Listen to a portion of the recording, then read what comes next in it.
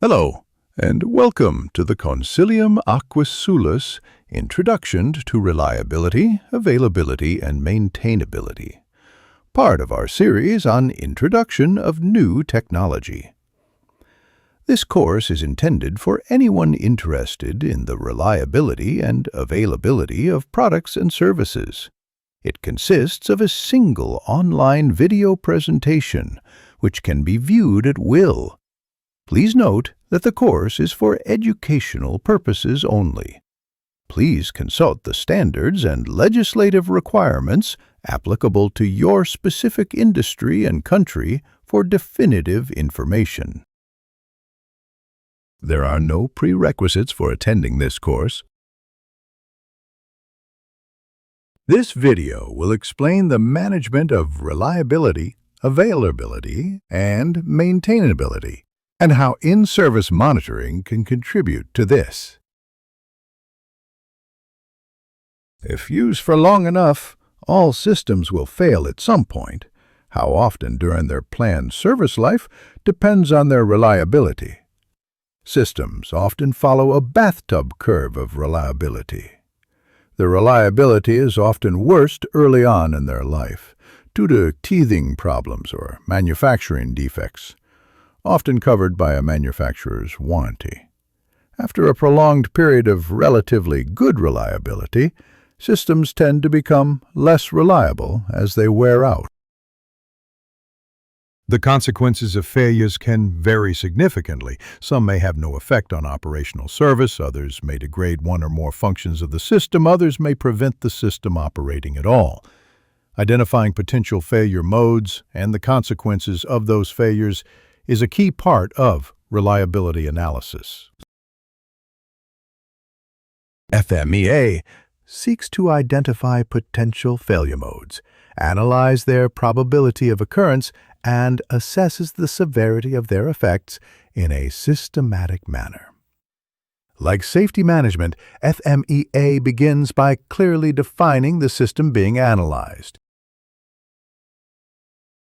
Closely related to reliability is the concept of availability, the proportion of time the system will be available for use if intended for continuous operation. The probability that the system will work when required if intended for intermittent operation.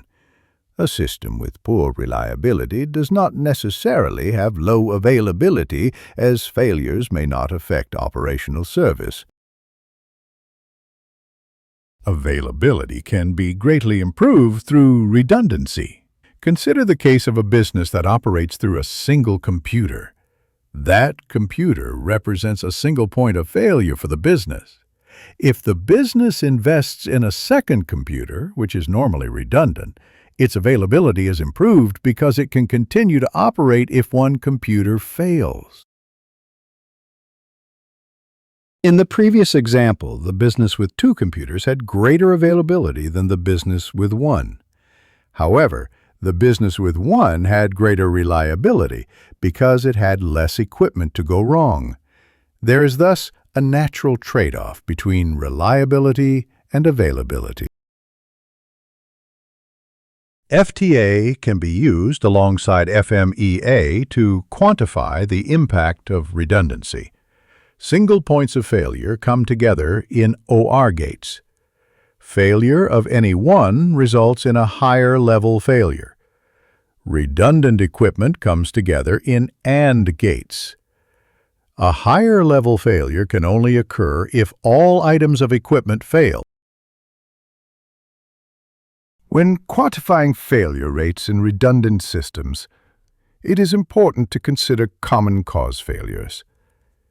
In the ear example, a power cut could cause both computers to fail, and thus represents a common cause failure, which needs to be included in the FTA.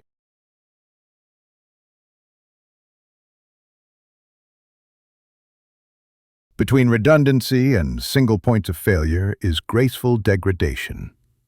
A locomotive-hauled train has a single point of failure. If the locomotive fails, then the train cannot move. By contrast, a diesel multiple unit, with 4 engines degrades gracefully. If one engine fails, the DMU can continue to operate with minor service degradation. If 2 fail, the DMU may struggle with some inclines and take longer to complete its journey. Even if 3 engines fail, the DMU can still move on level track, albeit at reduced speed. Failure rates assumed in FMEA and FTA are typically contingent on certain maintenance tasks being carried out. Inadequate or inappropriate maintenance may increase the risk of failure. Maintainability is therefore closely related to reliability. The study of maintainability considers which maintenance tasks need to be performed, how frequently they are needed, associated tools and competency requirements, access to equipment for maintenance, spares holding, and maintenance support contracts. Reliability-centered maintenance is a structured approach to the development of maintenance regimes. It aims to achieve cost-effective maintenance by targeting maintenance activities most needed to ensure safety and reliability. Failure modes with greatest potential to adversely impact safety or reliability are assigned greatest proactive maintenance effort. Where the impact of a failure mode is minimal, more reactive approaches may be used. Maintainability has a direct effect on availability. The longer it takes to repair a failure, the longer a system will be out of service for each failure in the case of a single point of failure, or where there is redundancy, the greater the probability that a second asset will failure before the first is repaired, leading to a service-affecting failure.